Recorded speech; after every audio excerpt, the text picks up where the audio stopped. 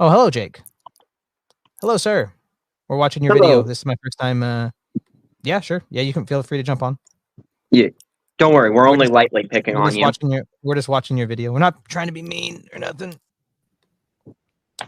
Hey, Jake, how you doing? Hey, what's up? You hear us? Hey, am I all right? I can hear you. Good. Can you guys hear me? All I can. No. right, let me close. No, sorry, I'm a little technologically new here, so That's okay. yeah. You want to go ahead Anyway, and shout out your channel? I saw the thumbnail and somebody sent it to me and I clicked on it, so I don't even know about you, your channel. You want to shout yourself out real quick? sure, yeah. So yeah, channel. You can just Google my name, Jake Newfield. I started this channel 3 months ago. Okay. Oh, dang. Yeah, so it's a new channel. Some of these conversations like that I posted were from a couple years back, but the channel started 3 months ago. So yeah, so I saw you. I was looking it up and I saw this and I clicked on it and I thought like let me jump in. To be honest, I didn't get to hear any of the stuff you guys were saying, so I don't Yeah. have anything to respond to. But I thought I'd jump on in case there's any questions or you guys have any criticism or anything. I can take it and Yeah. I anything mean, anything you feel like I could have done a better job explaining or like why did I say this? Why didn't I say that? I'm open anything's fair game. So. gotcha. Yeah. I mean, I think what you're it's like what let's just start with what's your experience with Jonathan Peugeot and his work? To be honest, I want to how honest I want to be. Okay, I looked him up 30 minutes before the interview. Okay, cool. How'd you get an interview with him? The same way I get an interview with everyone, I cold email them. Oh, cool. That's awesome. Yeah. The way I see this is my bottleneck to growth is just getting people on the horn and talking to them. If I were to get to a point where I feel like, oh, it's really holding me back, is that I don't know enough about these people, or I don't, I need to have more like thorough discussions, then I would spend more than 30 minutes, or it's been a long, long time getting to know someone. But for me, it's just like, let me get the meeting and then let me learn about them instead of the reverse. Right, because then so as a perspective, like if I learn all this stuff about them, but I don't have like an interview booked, then it's pointless. like it's cool to learn about them, but it didn't help me in my work. Yeah, I'll waste my whole life that way. I mean, Maybe, well, no, I looked them up. That's not true. It wasn't 30 minutes. I would say I had 30 minutes of prep, but I really think, but I stand by this. Like, I think if I had 30 minutes of prep or 30 days of prep, I would have had the same results. Because at the end of the day, the one thing I'm trying to figure out is what's his viewpoint, right? What's his viewpoint, and then I want to have an open discussion. Okay. So is your channel focused in debate? I read your description. It says like you have conversations, you ask questions, that ends up in debate. Is that the goal to be somewhat of a debate? Yeah. So, I'm kind of figuring out why I'm doing this as I'm doing this. And that's how I feel. I started a handful of months ago, and I started off just making joke videos about atheists, and then I was getting views and comments, and I decided to just live stream. It was just me talk. I was like, I just started this for the first time. I don't understand really how live streaming, like how do you start if you don't have an audience, like you're interacting with people, and like 10 people showed up when you started talking, and then I just kept doing it. And I mean, it's not like it's gone crazy, but people are sending me money and telling me like other things I should try doing. And I mean, it's fun. Yeah. I want people to send me money. That would be do it. You just gotta Westford, I thought this was all just an excuse to make friends on the internet. Oh, that's true as well. Yeah, it's a lot of fun. Yeah. But no, my purpose is evolving, and I stand by the title of my podcast, For the Sake of Argument, which I thought was kind of like quippy. But you're cutting in and out a little bit. Cutting in and out. Can you hear me? My mic is? Oh, let me. You're back. You're back. I think. It's all my fault. Don't worry about it. My mic is not set up here. How's this? Now I have. Oh wow! Now you sound smooth and buttery. Wow. All right. Now I'm on the. Yeah, it's my first time using a YouTube stream. I took a lot of comments from the idiot video as well. Like I want the people that commented and subscribed to know that since all those comments, I got an improved lighting situation. I have a 3-point Yeah, that lighting was situation. I got a definitely harsh lighting. setup. Yeah, so I got a 3-point lighting system. I'm gonna black out the curtains. My friend Ryan just lent me his fancy camera that I'm gonna have for the next one. And Can you the hear my editing, rooster going off? Can you hear my rooster? yeah, the editing Yeah, sucked. my rooster. The editing sucked too. I thought I was doing myself a favor by removing filler words, but the result the result is that now everyone thinks it's like inauthentic, and it's not. So on Friday, Yeah. I'm releasing the uncut version, Okay. which is really similar to the original version. The difference is that there's none of this because there's no filler words that were removed. Right. And I can understand that urge to try to clean up the audio, make it a little bit better, but especially when it's like something labeled a debate. Yeah. When that happens, and then like it's a cut, you don't know how much was cut, and then it's like, well, you know, somebody that sounds like almost a new topic's coming up. It's like it leaves that question in your mind, like what was the motivation? I can't tell what's cut. And but if you might have just been like you know.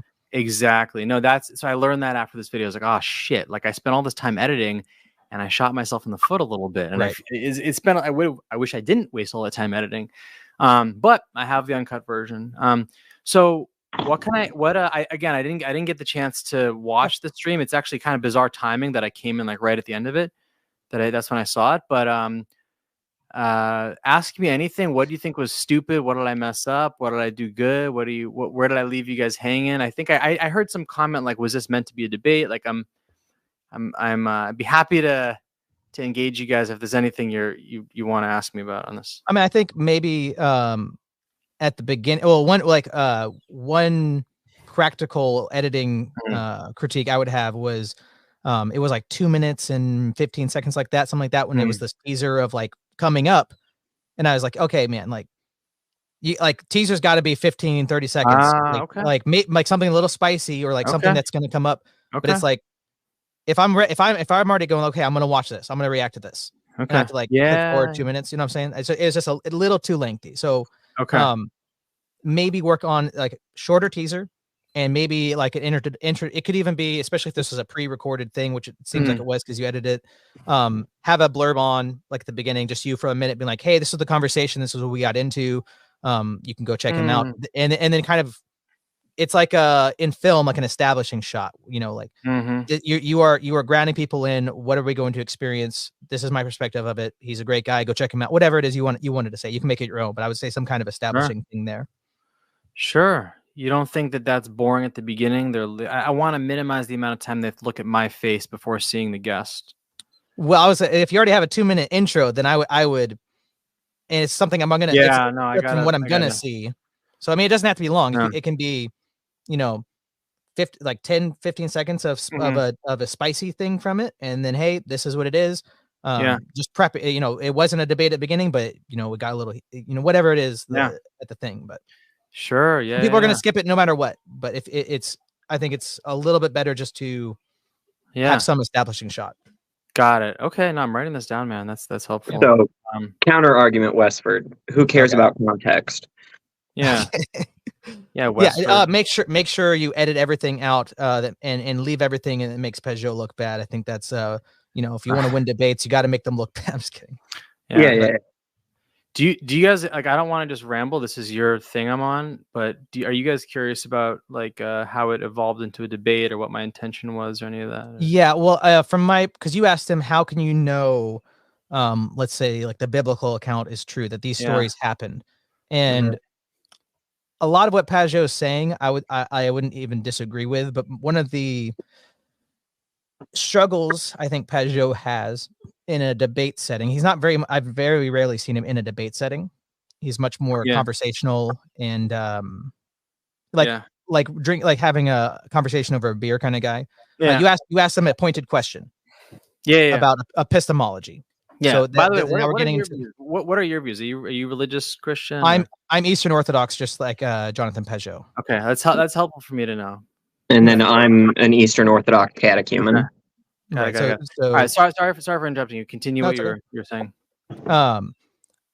So I think where Peugeot struggles in a debate setting is, you ask him a pointed question.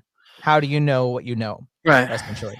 Yeah. I think Peugeot likes to start with like these exceptions or like the he starts off with like how you talk to somebody over the beer, but and then he doesn't necessarily maybe he answers it in a roundabout way. Yeah. Or like I gave the example, if you're gonna ask me what is the Orthodox view of salvation, and instead of me giving a pointed answer, I started getting, well, there's the exception of like the thief on the cross, and then and this, Yeah. and in church history, there's an exception with this. It's like that. That's what you get into after you give the answer. And I think Pajot, Right. that's a struggle he has. Are you an atheist, materialist? Are you? Yeah, and the other comment I got in the video is that I'm looking everywhere, and right now it's because I'm trying to get this light set up. Yeah.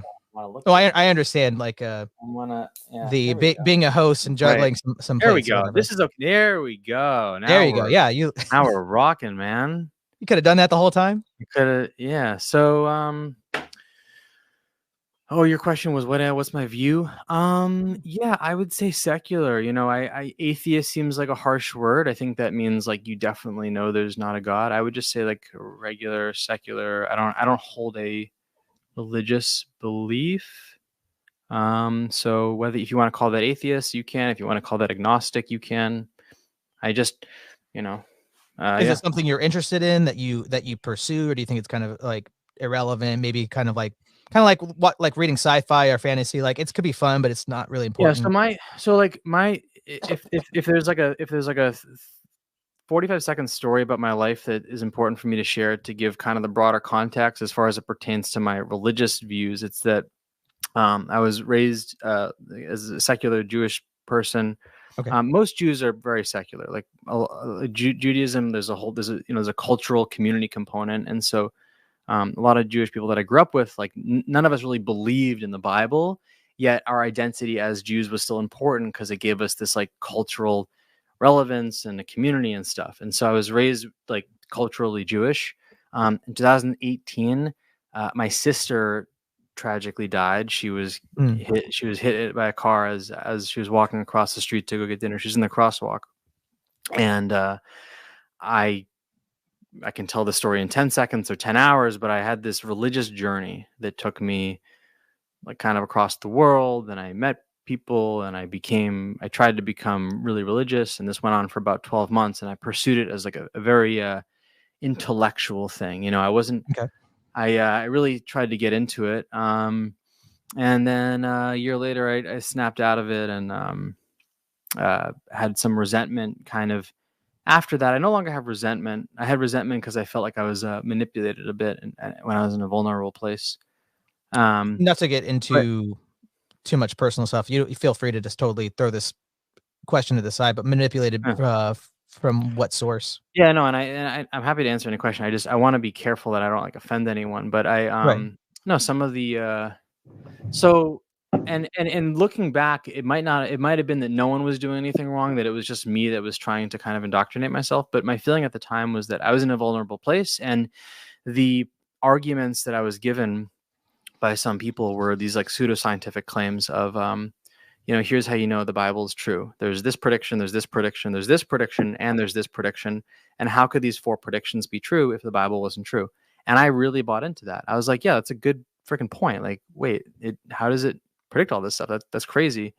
And then the conclusion you have to make, if you're going to believe that the Bible is divine, the conclusion you have to make is that you are correct, and the 90% of the world that doesn't believe the Bible is divine, or 70%, whatever, that they're all misinformed. And so it's a kind of a hard pill to swallow, but I tried to swallow it. I was like, yeah, this is plausible. Maybe everyone else is wrong. And then But when you, sorry to interrupt, even if you took the position that it's not divine, you're still saying this, whether it's 30% or 70%, you're still saying this other percentage of people are incorrect, and I'm correct, right? Either way, you have to make that. Westford, I don't know your first name, Mr. Westford, as I think, religious Christian, I assume that along with your belief system is a belief that the majority of this planet that does not believe literally the Bible, you believe. I'm not making a value judgment. I'm just saying, like, you believe that they're wrong, right? I would say that they would have some things they're wrong about. Yeah.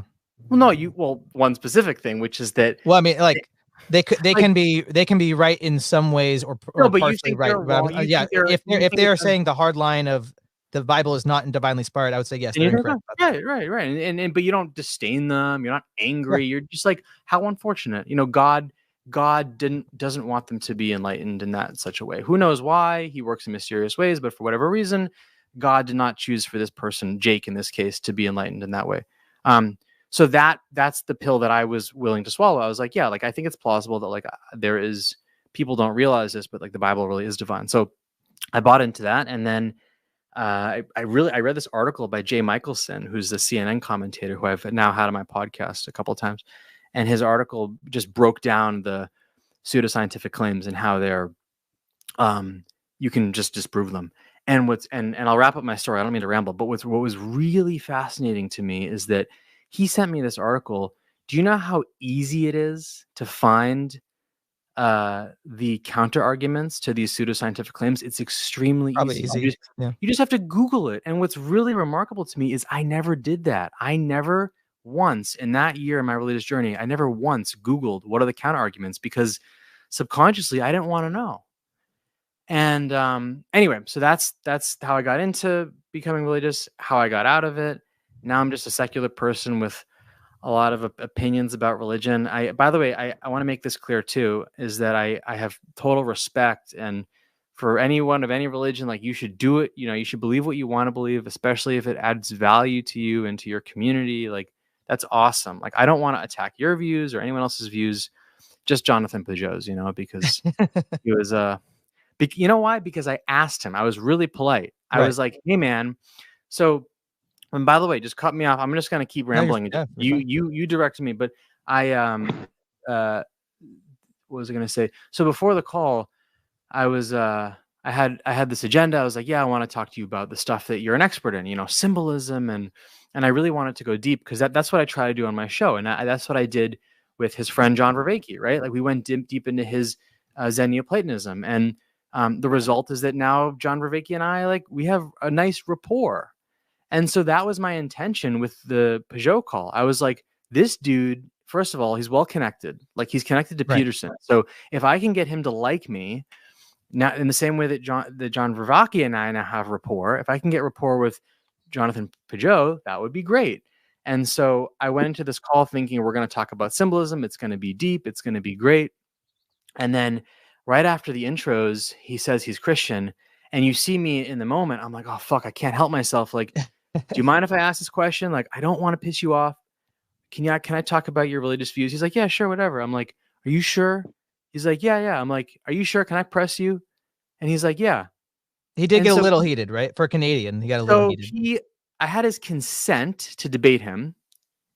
And he ended up getting totally offended. And I felt it during it. And I'm like, oh, I don't know if I can swear on your show. I'm like, oh, shit. Sure. Like, you say what you say. I'm like, oh, shit. This is a guy that I was supposed to become friends with. I've got 60 minutes to become friends with.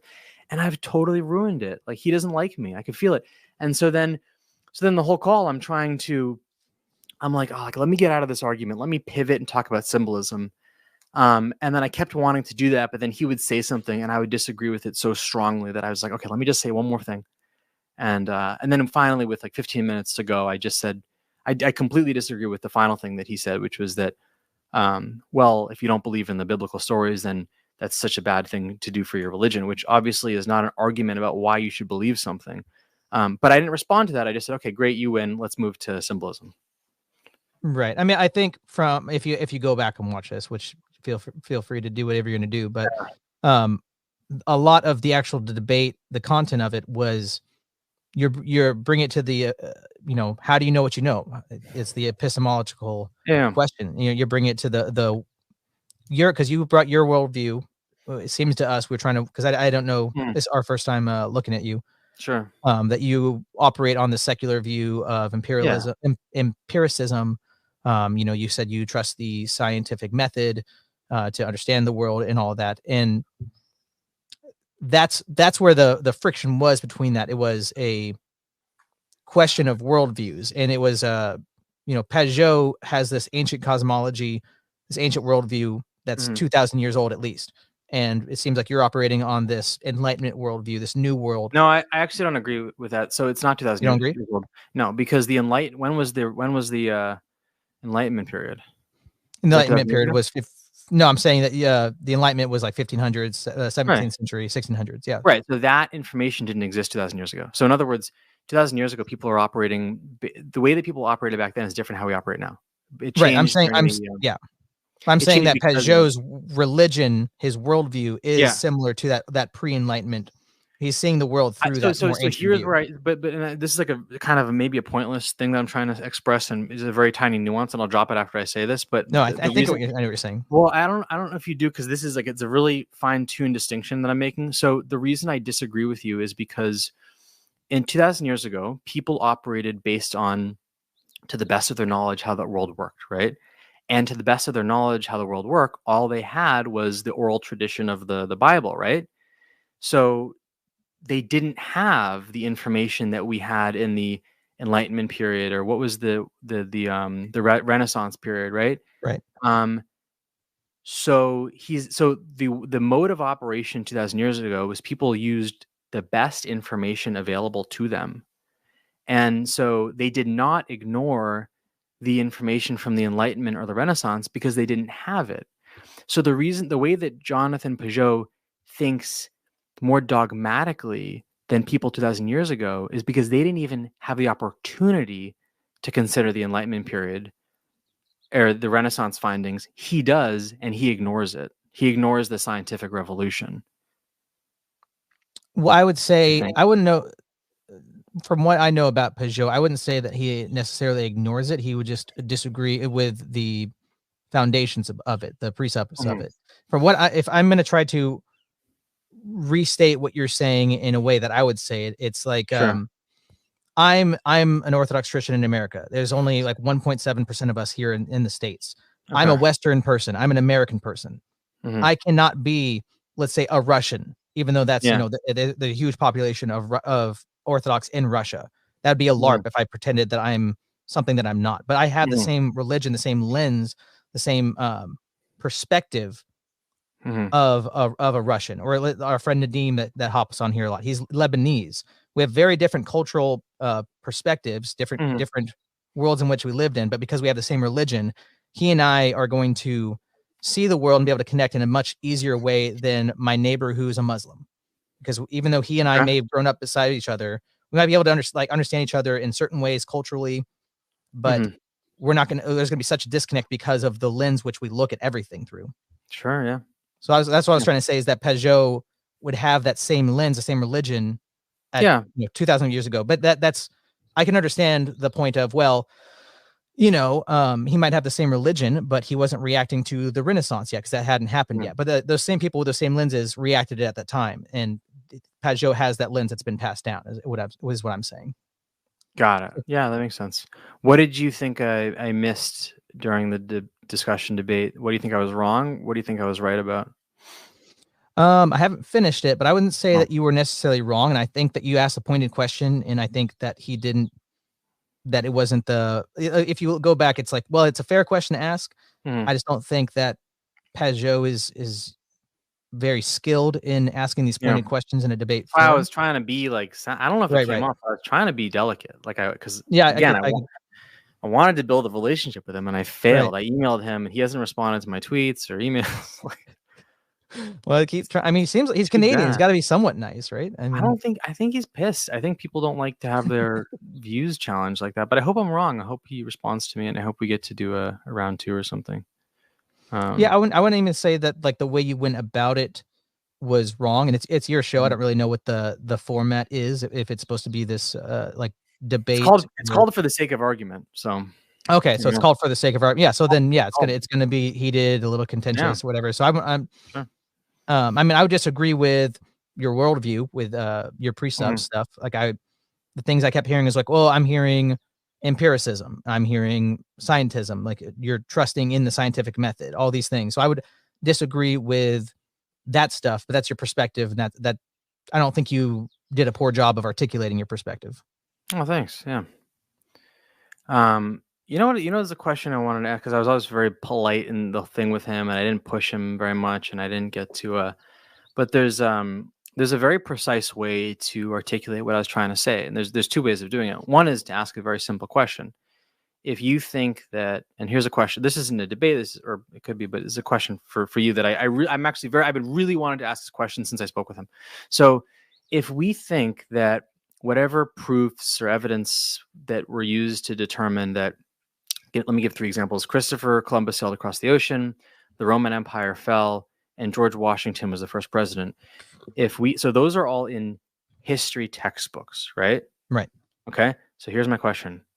Because according to you, the validity of the Bible, the stories have pretty much as much validity as those stories. It's all based on trust and hearsay and oral history. Why are the stories of the Bible not in history textbooks? Because I mean that gets to who is creating the textbooks. Oh, come on. What? No, that's not fair. What? Okay. Well, I mean, they are creating the people creating the textbooks have a perspective in that they're biased. They're not going to be unbiased. I mean, what's their goal? What's the goal of a history textbook? The goal of a history textbook is to put history, attempt to be unbiased, right? The goal of a history textbook is to put history in a textbook. Right. Right. So you find history through whatever that threshold is. People are giving me a hard time for saying the threshold. So we know that the Roman Empire fell because of this data point and this one and this one and this one.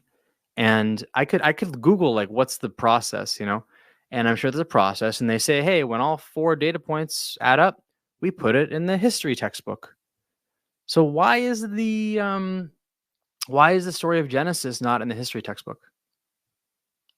I mean, it would have to go to their criteria. I don't know the specifics of. So it doesn't how they put it together. It doesn't meet the threshold. Well, like I think it's a fair. I mean, question. you can say that, but like without even looking at the evidence, it's just you're trusting the authority that's putting it together at that point, especially if we're not looking at the criteria. This is the other point that I wish I had made is that, and this is probably the even more fundamental thing. Like, okay, yeah, go on. I'm thinking of other counters there. Let me get on your side about this and Steelman your case and get on your side and say, hey, I'm with Mr. Westford. We're pissed. This isn't in the history textbook. It should be. It's history. It's just as legit as other stuff. Why isn't it in the history textbook? And what would they say? Do you think? What would they say if I'm making the case? You and I were went to the White House and we're like, you guys are crazy. Why is this not in the history textbook? Do you think they would just say well, yeah, Joe Biden, you're a Roman Catholic. Shouldn't it be in the history textbook? No, but why? Okay, genuine. Sorry, and you're doing what you accused Peugeot. Very simple, straight 5-word question. Why is it not in history textbook? 7 words. Because the people that put it in the textbook didn't put it in the. Okay, wait, sorry. This is where I want to get to. So this is the better question. Do we believe? Do you believe? Do I believe? Do we believe that we have a process that works for discerning historical truth? Do we think that we have that? We meaning America, society, the world, whatever. I would say that we do. Just tell me about that. What do you mean? Okay, can you say it one more time to make sure I understand the question? So here's my question. And by the way, when I asked John Peugeot this, he said no. This is the first bit of the video. I said, do you think we have do you think that we have a way of discerning historical truth based on evidence? And he was like, no, I think that's stupid. And that's when okay, well, yeah, I mean, it's because we don't have access to the past. There's a level of trust and faith that you have in any of the accounts, right? Mm-hmm. No, so I would. Even the way that we look at history has to come from a specific perspective. We don't have access to the past. Yeah. So my question to you or to anyone is, do we as a society have an accepted process or threshold or system for discerning historical truth? That's my question. What do you think? I would say yes, but it would have to go back to the authority of what perspective is in authority. Because if a materialist is in the perspective, and that's the person that is determining the canon that ends up in the history book, if something that happens that's outside of that worldview, he's going to preclude it because that's his presupposition. But so that's the lens he looks at. He have... precludes anything that he doesn't, he assumes cannot be the case. Oh, it can't, person rising from the dead cannot be historical because people don't rise from the dead.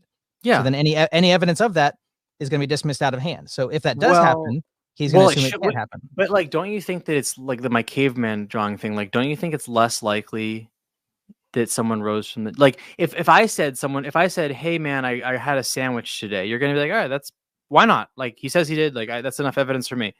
If I said, hey man, like my grandma rose from the dead today, you'd be like, dude, like, I don't believe you, man. Like, you got to show me the evidence. See that evidence. Yeah. Yeah. You'd want to see that evidence. So obviously there's a higher threshold for supernatural claims. And that's what I was trying to explain to Peugeot with my whole caveman analysis. It's like, whatever threshold of evidence that we need to determine that the Roman Empire fell, we need a much higher one to determine something supernatural. But that's getting away from my point. Back to my question: do we have a process as a society for discerning historical truth? I think you're saying we don't. I think you're saying I'm saying that we could, but it doesn't mean that it's 100% accurate, and that it would have to. I would take it to the meta level question of authority and what lens is the person that's looking at it. Because if I say that, I just don't really think that, I'm trying to think of an example. I don't think that Japan is real. And you show me all the evidence of Japan. You could show me tons of evidence. I'd be like, oh yeah, that's propaganda or whatever. That's maybe not the most parallel in action, but that's what I'm trying to say is that the evidence has to be interpreted. We can look at the evidence, but two people can have totally different interpretations of it because of their starting position. So even though we're looking at the evidence, my question is a yes or no. It's like a yes or no question. Like, do we have a process through which we discern historical truth? If I had to say yes or no, I would say yes. Okay. And to be consistent, you'd have to agree with some level of the biblical account if you're going to also accept other things such as Alexander the Great. Because if you accept Alexander the Great and other stuff from antiquity, like Plato's a real person, but you don't accept that Jesus Christ even just was a real person, then that's inconsistent. I accept Jesus was a real person, but okay, well, some people don't. So that I would say you're being more consistent than somebody who says that he's not. He can be a real person. There's lots of real people. Like, but sorry, I really didn't mean to hijack your channel or anything. But let me just please just finish this point so I can get it out of my mouth. Is and I didn't get enough sleep, and now I'm wait. So we're talking about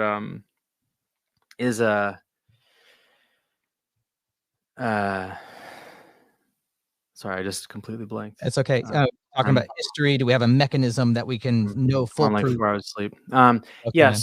Sorry. So I have like 5 things going on in my head.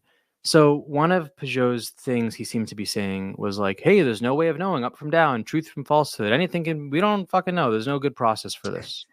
So I can't argue with that, because if you're going to claim that we don't know what's real, then we're not even having a conversation. So let's first establish, do we as a society or a country or world, whatever, have a process for discerning historical truth? And you're saying, yes, we do. And I would say, I agree. And precisely because of that, that is what has enabled us, that process that you, Mr. Westford, have just agreed exists, is what has enabled us as a society to accept globally that the Roman Empire existed and that the Roman Empire fell. And now we have that in textbooks. And so my point is that we have a process for discerning historical truth, which you've more or less acknowledged. There's a 3-point argument. The second point is that process has enabled us to understand the rise and fall of the Roman Empire and put it in textbooks. And unfortunately, the third point is that process has not permitted biblical stories to make it into historical textbooks. And so biblical stories have not met the threshold of evidence as prescribed by the process that we as a society have accepted to make it into textbooks. And therefore, while they may have existed, they don't meet the threshold to make it into the textbooks. And therefore, for all intents and purposes, they didn't happen as a matter of fact. You can hope they did or think they did, but it's just not fair to equate the validity of biblical stories to the same level of evidence or truthness as the Roman Empire. Somebody else could probably come up with like the name of the fallacy, but it sounds like a correlation causation kind of thing. Because it could be as simple as, well, if we say that there's no religion in school and we're not here to teach religion, so we're just going to preclude historical religious accounts. That could be the answer for getting out, but it doesn't. But I don't think that, because religion. But saying that it's not in the textbook, therefore it didn't happen, is like saying, if I say, "Hey man, is it cool if we have a conversation?" and you go, "I don't know, let's go to the dictionary." Cool. It's describing temperature. Yeah, how can you want to talk about temperature? I mean, we're talking about the authority that's bringing it down. So this is the same kind of an argument of, well, if it's not in the dictionary, then my question of, do we have an unbiased way of discerning historical truth? I think the answer is no, we don't. Unbiased, I would say no. You have to look, if we have evidences, they have to be interpreted. We cannot. Yeah. Nobody can interpret them without an interpreter. Okay. See, I have we can try to be unbiased. I can't just have a normal conversation with someone. I have to get into this debate. No, I mean, yeah, it's this is my problem with Jonathan Peugeot. I'm doing it again right now. I'm trying to answer you directly. I'm not trying to do like what you said with Jonathan Peugeot, but no, it's a yes or when it's a yes or no, and that there's more things to say than yes or no. I might not even be knowing. With your framing of the question, I might. It's like we got to talk about more, because what am I really saying yes to? If saying yes means I'm denying my own religion, well then now I'm not going to say yes. But I might agree with you on certain points, but not every point. Right. Anyway, so I think that's mainly the thing I want. I don't want to drag us too far into the weeds, but I think I made the point I want to make, and I don't want to go in circles, because I feel like I'm doing that a little bit. So. I mean, but would you agree that this whole thing kind of just ends up being at I'm going to say it again, the precept level, where we're talking about the ground in which we stand on, that we're interpreting the world through, instead of do you believe there's an objective, unbiased version of history that isn't told by somebody with a perspective? I believe so. Everything in the world, there's biases and nothing's perfect, but there's still an established process, tradition, system for discerning historical truth. And Caesar's hair was probably a different color than we thought it was, and there were some differences about the Roman Empire. But the point I'm making is that we do have a system for discerning historical truth, and that system is not. I think it's a conspiracy theory to say well, we left out the assassination of this guy, and it was actually the U.S. who did 9/11. Look, either we believe that as a society we know what's going on, or we don't. And if you or someone doesn't think that as a society we can collectively understand, generally speaking, what's happening day to day and historically, then I'm not that interested in debating that, because I don't see that going anywhere. But I think that most people like yourself do trust that our history is mostly accurate, and we have a way of figuring out world history, and we trust in that despite its flaws. And so I think maybe you could say it's difference in level of trust. If we were going to be consistent, and tell me if you disagree, if you're going to be consistent in your example of the history book, it's in the history book, therefore we can trust it. Prig snake prattler, I can't even pronounce it, is trying to get in, I think.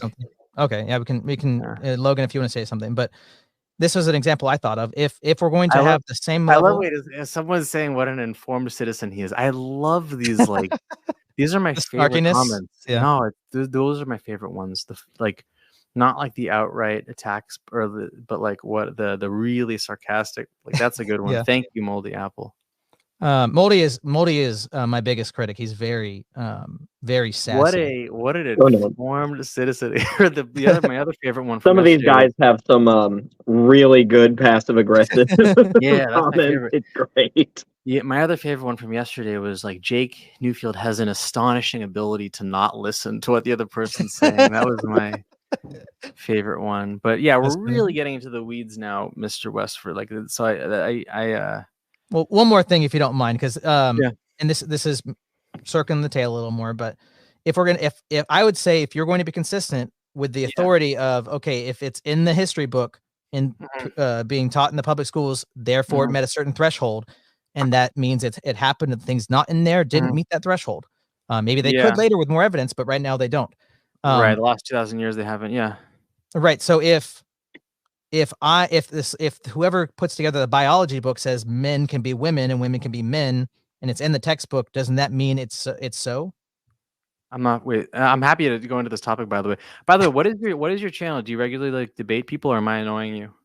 This is the first. No, you're not. This is only like the second time we've had this level of debate. It's not meant to be debate. It's much more philosophy, comedy, religion, hanging out, making friends. Okay. But yeah, the other two series I'm not conversations with Calvinism. Yeah, I'm not scared to. You could say this is the second time we've had a conversation like this with an atheist or a skeptic, a secularist, whatever you want to say. We've had some with other religion, Protestants that we disagree with, and not meant to be hostile. This isn't intended to be a debate channel, but I'm not scared to get into it with people. But yeah, would you not even? And I don't.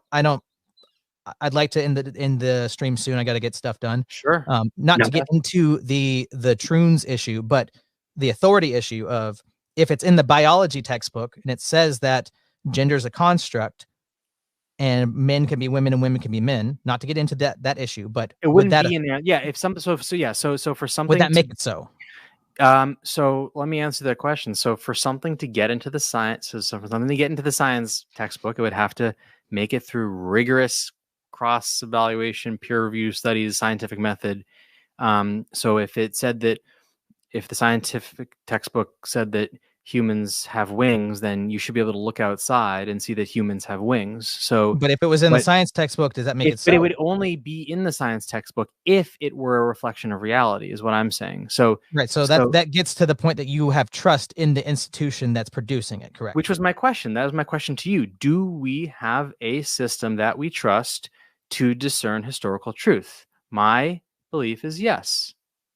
Yes, I do trust that we have a system to discern biological truth, historical truth, and I'm unclear about whether you agree or disagree with that. But I'm certainly, if I could be a dirty fence sitter, I would be in the middle with that. You can trust the system on certain things, but other things it clearly cannot be trusted. Yeah, but when you read a text, not that we read textbooks all the time, but like if you were to read an encyclopedia or a textbook, you wouldn't be like, oh, I bet this is wrong, and I bet this is wrong. Or if you like, the news is a bad example because there's a lot of inflammatory stuff. But like generally speaking, like we don't question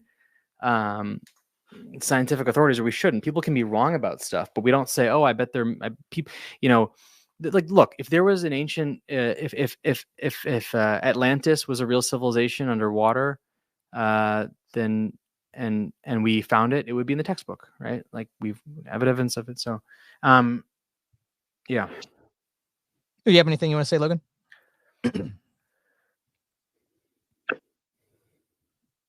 I'd have to agree. I'm a dirty fence sitter as well. I think with our specific system here in you America, consider beyond religion? Like, do you ordinarily distrust what you're like? I can't think of an example, but I doubt you're a fence sitter beyond religion. Like, I doubt that you've ever been like, they say that the Roman Empire fell, but I don't think it ever existed, because how do they know that? Like, you don't say that because you know that as a society, like, you trust what is our collective understanding of history. I mean, sort of. I mean, like with the Roman Empire, they give the date of old Rome being sacked as like the fall of the Roman Empire, but I would say the fall of the Roman Empire is in 1453 with the sacking of Constantinople by the Ottomans. Okay. So those are the same facts that happened. Old Rome fell in, what was it, the 4th or 5th century, and New Rome fell in. I guess the Byzantines fell in the 15th. But it's different narratives. Like when we're talking about supernatural things, like what, like John Pajot was saying, like, well, why would we believe something that 12 people said? I don't understand. Like, if 12 people said they saw something supernatural, you wouldn't believe them today. So why are you believing it from 2,000 years ago? Why is he, or why? Well, I mean, again, this gets back into perspectives of what's possible. If you believe that supernatural is already precluded from existence, then of course you would not I don't think. But if Look, you think it's possible, then that's a different. I'm just skeptical of it because it does seem to violate physics. So like, hey, well, this why is what's not? weird right now because you're a skeptic, but I'm the one that's more skeptical in our current system and things that are happening, who like what level of trust can I have. But you seem to be implicitly unskeptical in the institutions. Well, right. So I have more trust institutions, and I'm more skeptical that things can break the laws of physics. That's right. Right, but I mean, because it's just So what do you- perspective. Because if Jesus Christ rose from the dead and he was just a Okay. human being, then yes, that'd be ridiculous or Mhm. magical. But if Jesus Christ was the second person of the Godhead, the eternal logos from all of creation, Mhm. and he created everything and he died, then it wouldn't be illogical or a contradiction for him to raise from the dead because of his Yeah. divinity. So again, Yeah.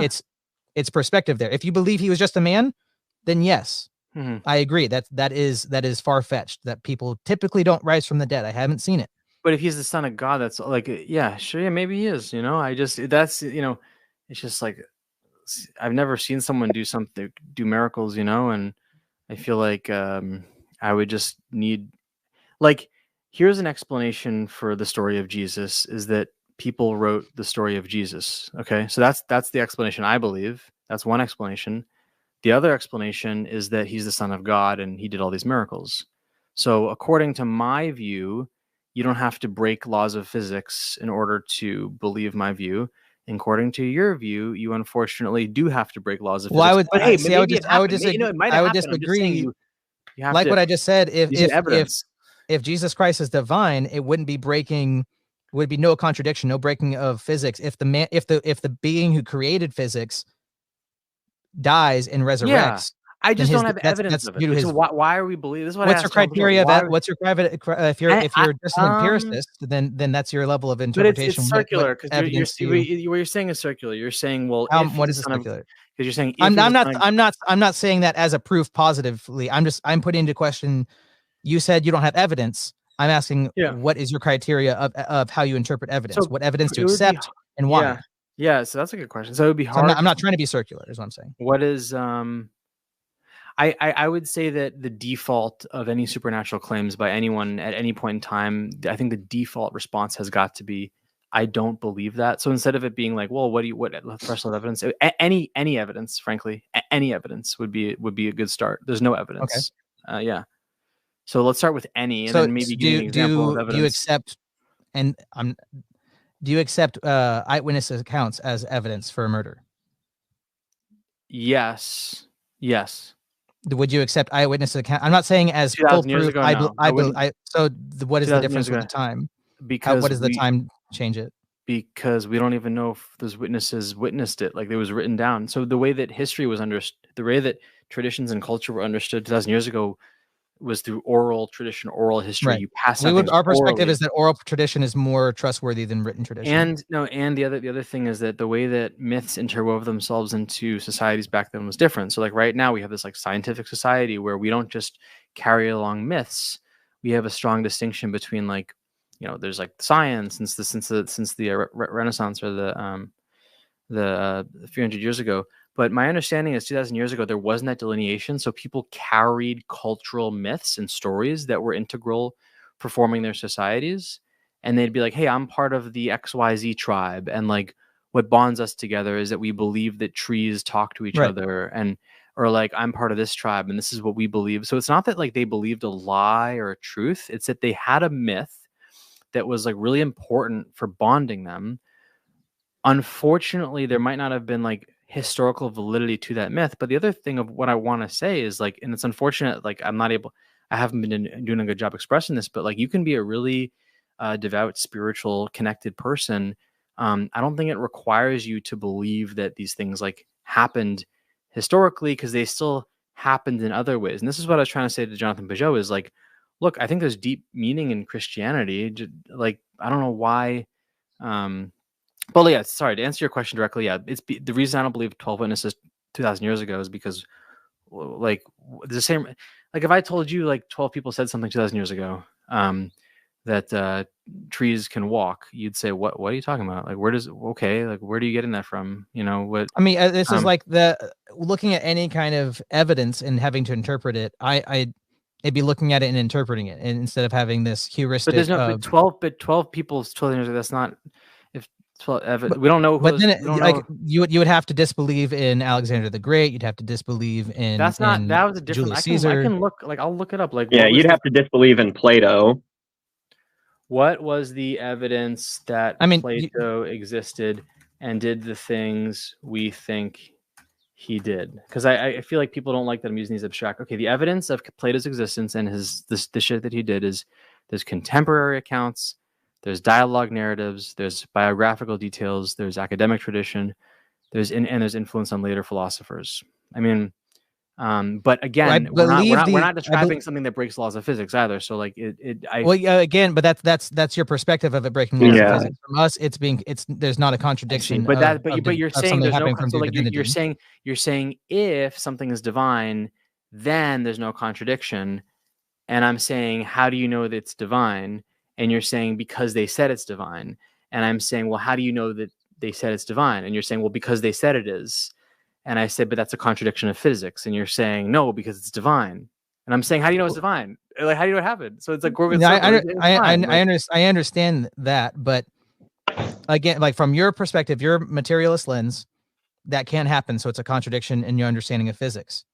I'm not a physicist. I'm just like, if I said no. Like, do you so you do believe that supernatural things can happen?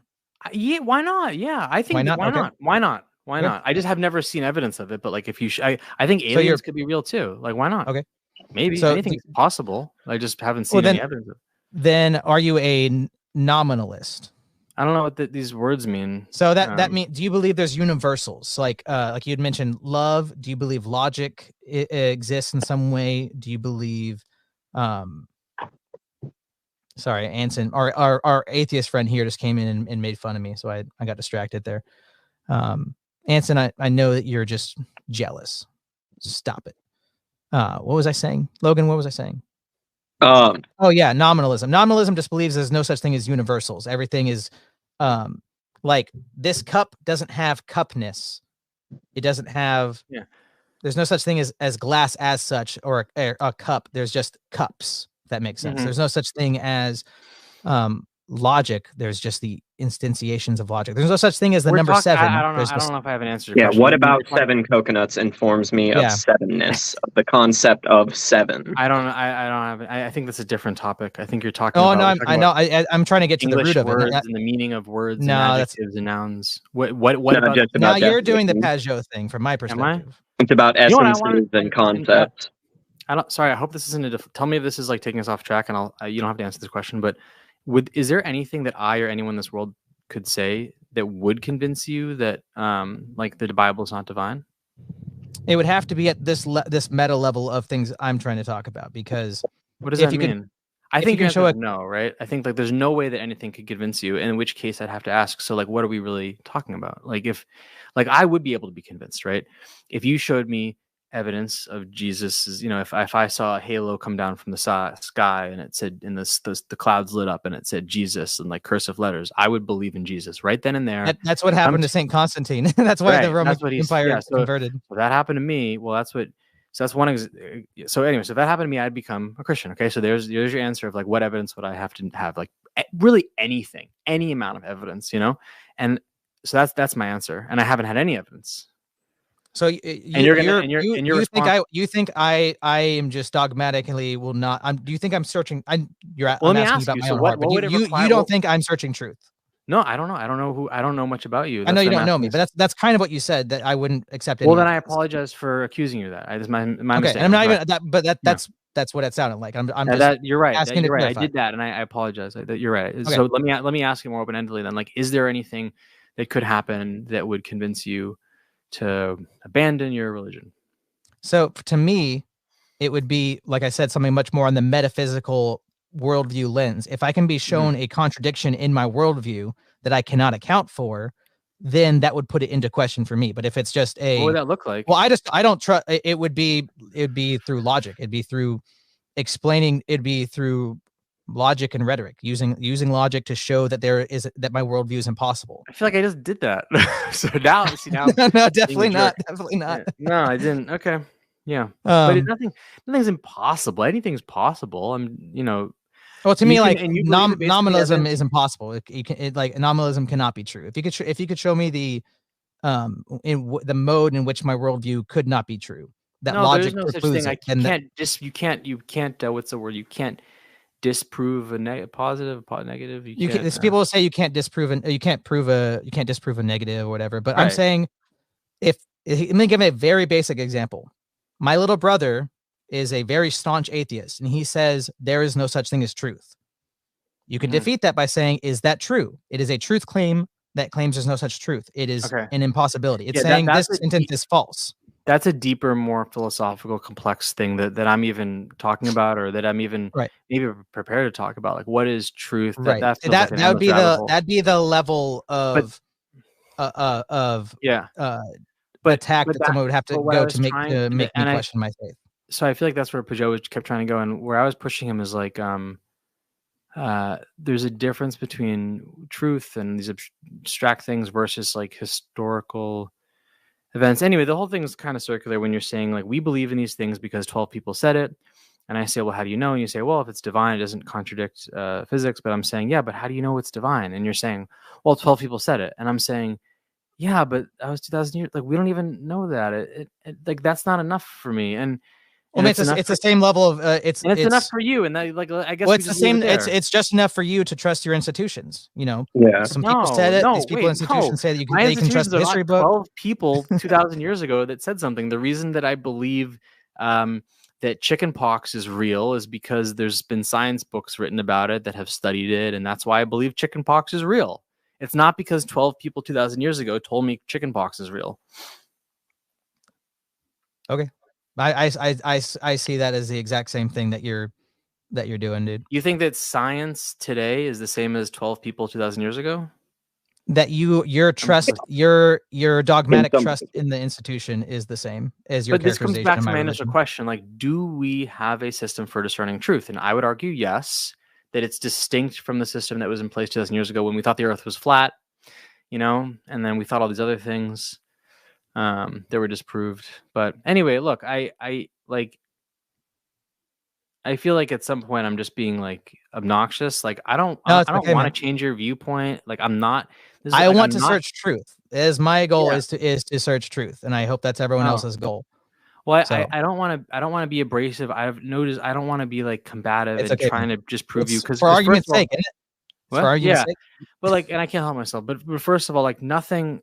Like I actually don't think that anything I would say would, and I think that, like, I don't know, it would be. I don't think anything I would say would ever convince you otherwise, right?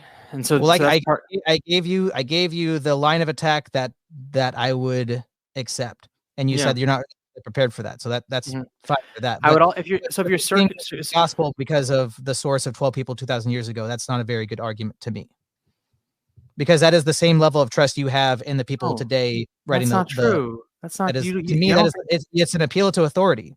It's the appeal to authority fallacy. I mean, you think that what we think 12 people 2,000 years ago may have said, based on a tradition of like oral history passing down information, is the same validity as like. I'm saying if your reason, if I gave the argument, my reason is simply because these people have authority. 12 people 2,000 years ago had authority, and I trust that authority. And it's right because of that authority. That is the same criteria for you to trust. But there was also the history books because of that authority. Yeah, but there was also people that said the Earth is flat, and they were proven wrong. Wouldn't that go against your history book if the history book at the time said it's flat? Yeah, but then it was proven to be updated with new history and because of new evidence that happened in like the year 1500. So then we can trust that the things inside or outside of the history book are not permanent, and therefore we can't fully trust the history book, even though the people in it we trust them we trust them as they currently are, knowing that they can always change with new data. Right. Well, I'm saying that you kept bringing up in the debate that there's a little like a threshold, a certain level we can trust them. That threshold to me would be arbitrary. Yet you're the one coming up with this threshold. But you've gone back and forth now, saying many times whether or not you agree that there is some system through which we can ascertain like the historical truth. Look, we have an understanding of like science and reality today, and that can change with new data. So like if tomorrow we learn that the Earth is not round, we will update the textbooks. But between the year 0300 and today, unfortunately, there hasn't been any new evidence that we've been able to include in the textbooks for Jesus's resurrection. And like, gosh, it would be so cool if there was evidence, because we could put that somewhere, like a textbook or something, but there hasn't been. And what we have had is the scientific revolution to say, wait a second, like this is like really unlikely. But look, if you should believe what you want, I would ask you this: if you're genuinely searching for truth, like when I was in my religious journey, what I found coming out of it was two things. One is that I realized that I had like a deep bias towards wanting to believe the religious beliefs I had. So that's something I would try to look at for yourself, Right. is like, where am I? I'm not saying that because I have this inclination that's what it makes it true, or that's why your faith didn't. That's potentially, I don't know your story or we were having this conversation. I've watched you for an hour. But Yeah. if your reasonings for doing something, if for believing in science, if you have a bad reason for it, then that was BS when I said no. I was trying to make nice with him. No. My reason for believing in science is no. It's the opposite. It's that I was religious because I had a bias to being. Right. I wasn't attacking. If I could just finish my point, I was trying to give examples. If I say we can trust the science and the science textbooks because I know one of the scientists and he likes the Seattle Seahawks and I like the Seattle Seahawks, so I can trust him. Must be a good guy. That's not why I'm not saying that's what you're saying. I'm not saying that, but I'm saying that's a bad reason to, even if the person was right, even if they were both right about the thing they're putting trust in, if you trust the science because of the scientific method and all these reasons, but somebody else trusts the science because of the Seattle Seahawks, you'd be like, okay, we're in agreement. We trust it. But like, you'd have to attack their reasoning for why they argue that. Right. So I'm saying that hearing that you thought you were indoctrinating yourself and wanting to believe it because you wanted to believe it, that's not necessarily a good reason to believe something. So it makes sense to me if you have a faith that dies out because of that motivation to want it. I don't think it's bad. I don't think it's bad to desire wanting faith and desiring it, but you have to have better reasons for that. Obviously, that it can die that way. I guess what I'd say about that is I thought that the reasons were rational. I thought it was because like, oh well, this seems to be the logical answer. Like, how could the Bible have predicted these things if it weren't true? So I thought I was coming at it from a rational perspective, but then I realized that there's explanations for how the Bible, like, quote unquote, predicted these things. I mean, you can, and it seemed to me that those explanations were more likely than the predictive nature of the Bible. And then I realized, like, I was like, you know what? I think I'm being really honest. Like, the reason I tried to be religious wasn't so much that I believed the predictions. It was that, like, I wanted to be religious, and these so-called predictions kind of reinforced that belief that I wanted to have. So I guess I have two, comments. One is, like, I think it's important for people to, like, think about their, like, what's really under the motivation. And the second thing is, like, it was astonishing for me after spending a year being religious that I didn't once try to seek out, like, the counter argument and consider it.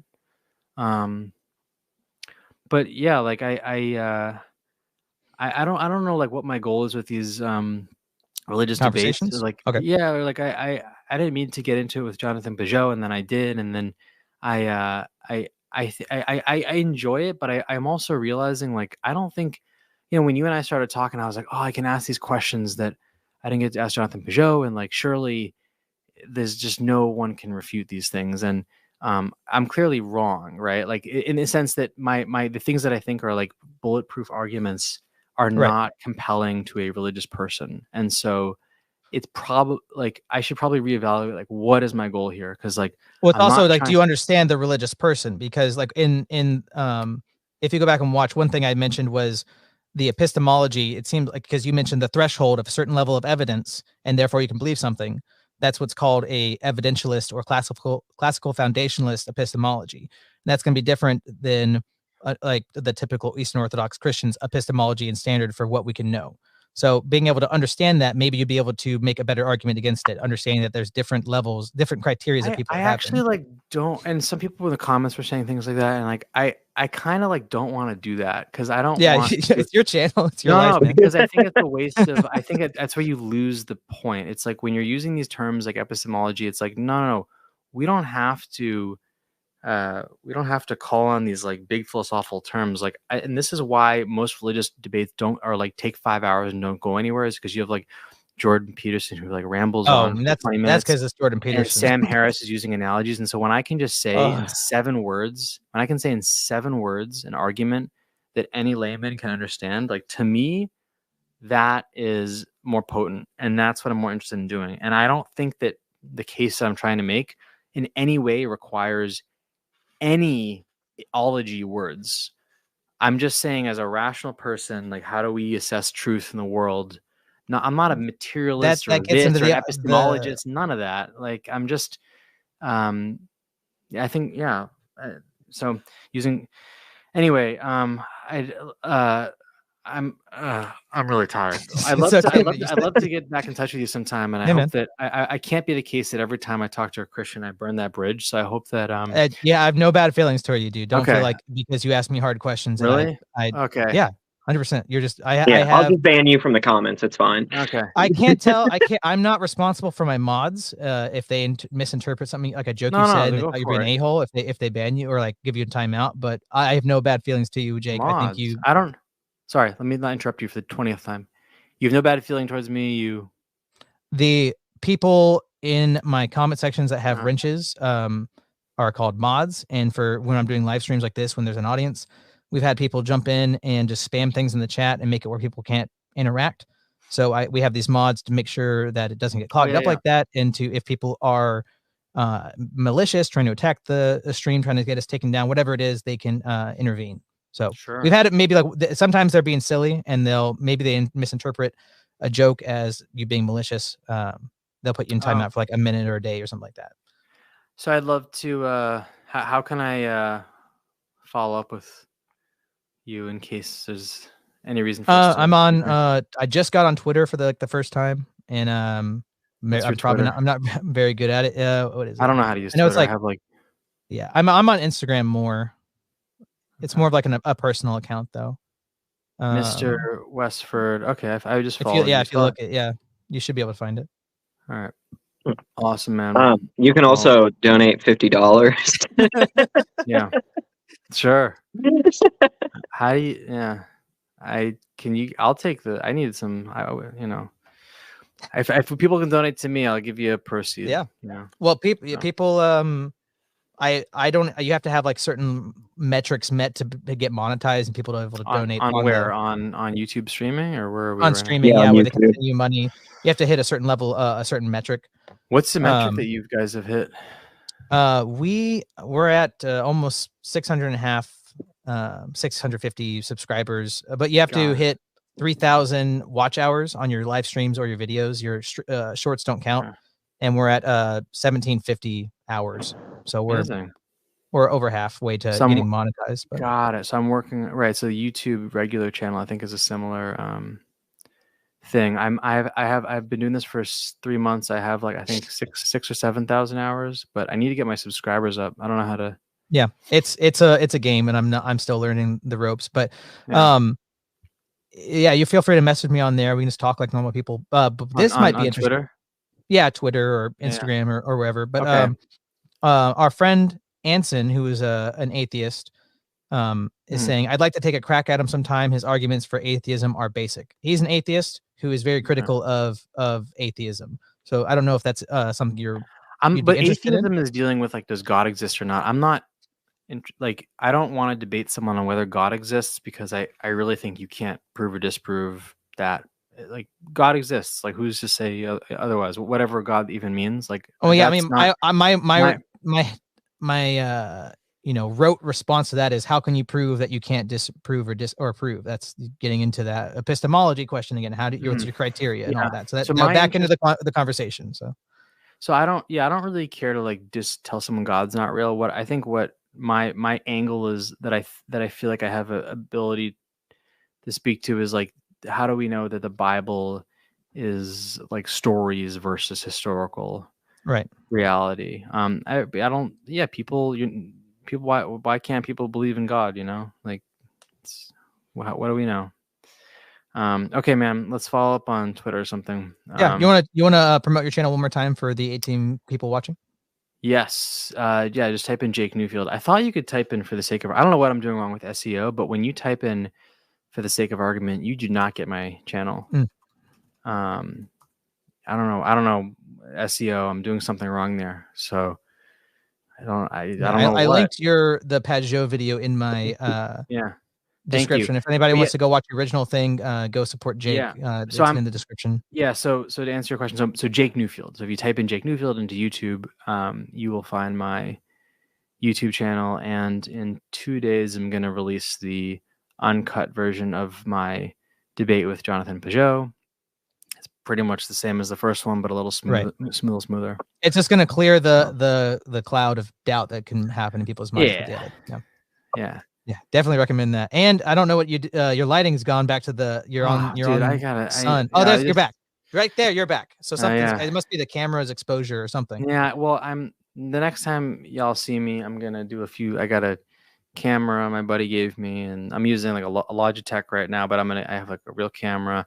I'm gonna blot out the thing, and I'm gonna get I have a 3-point lighting system, so hopefully and I'm talking so I've taken all the feedback I'm getting. Improving lighting, improving editing. Not going to be, and they're saying you should talk to Bernardo Kastrup. So I'm talking to him next month. Okay, so, I'm not sure who. So Socrates, spicy. I see why you have a. Nobody likes a Socrates. Well, I understand why you had a 3-minute tease. Now your friends are with Socrates. Please get him in here. Right now? Yeah, he's my friend.